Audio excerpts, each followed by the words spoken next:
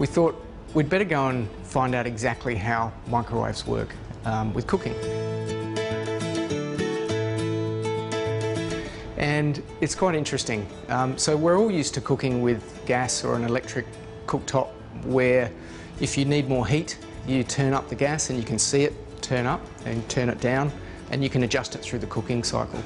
Microwaves are simply a wave, like a wave on water or sound waves in the air. How a microwave produces heat is with something called a magnetron. That's what this is. And this can create different amounts of heat in the food. But because people haven't been able to vary the amount of the heat in their microwave, they're all running on flat out. It's a bit like trying to cook on your cooktop on high heat the whole time. So we went into people's homes and we talked to them and we asked them to cook in their microwaves. And what we found was there were some problems that people were having. They found the control quite confusing. The whole bunch of buttons there that they just don't use, they didn't know what they did. So we set ourselves a challenge to design a microwave that had a really easy to use interface, as well as cook foods to give you the results that you want. We got together with our team of food thinkers, which consists of food experts and engineering and design experts. And together we looked into how to get better control over the temperature, but also we needed to work on really understanding what needed to happen with the food. And the idea there was for us to spend time in our test kitchen testing everything that people want to cook so that we can build all of that intelligence into the machine. We tested thousands and thousands of different varieties of food with different times, with different temperatures over and over again so that we could arrive at the ideal settings. And then we've programmed that in, so it's really the press of a button. This is our interface. What we've worked on is making this really as simple and easy to use as we can. We wanted to give people control over the heat. We've added a power bar here and a dial, so I can just set that on to 70% and press start, and away it goes. But we've also done something else that no other microwave does. We've made it so that you can adjust the power while you're cooking. If I just press start, and then I think, oh, actually I wanted to have that on 70%, then I can turn that down while it's running. I can also adjust the time on the fly if I want to. So we really have taken the philosophy that we don't want to limit people or force them to do things in any particular way.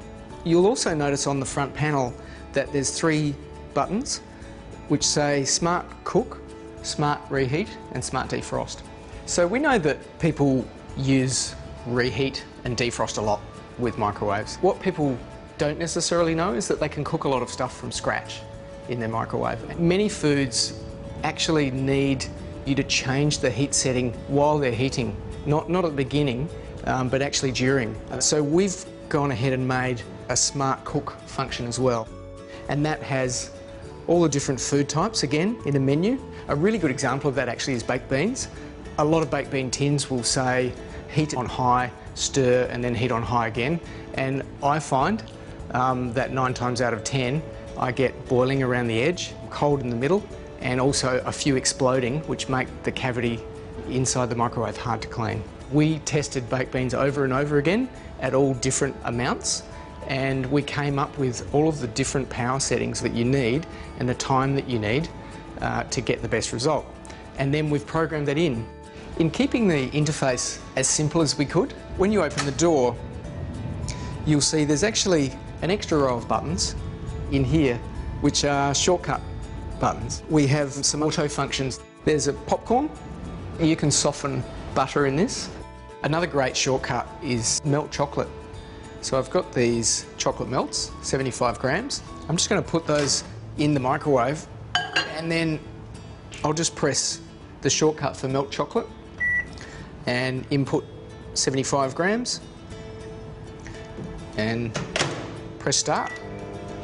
But the important thing with chocolate is if you overheat it, it seizes and there's a chemical change and it's irreversible, so you have to throw it away. So what we're doing here is melting it very gently so that when it's done, I can take it out and it just needs to be stirred and then it's ready to go. So that's finished, and all I need to do is take that out and you'll see it's all going to melt. So you could use that in baking or to make an amazing hot chocolate. Each kind of chocolate is slightly different. If I needed to put some more heat into that, I'd just put the chocolate back in and I just hit a bit more. So it's remembered the weight, it's remembered the power level, and it's just added more time. Another great shortcut, especially for baking, is softened butter. Now I've got 250 grams, so I press the softened butter, input the 250 grams and press start. So that's finished, and let's just have a look. Now what we want is softened butter, not melted butter, for, you know, cake recipes or other things. So let's just check how soft that is. Look at that, I can just easily push my thumb in. We want you to worry about what you're cooking and not think about, oh, when do I put in this information or that. So we want to make that as simple and intuitive to use, and also input it in any way that you want.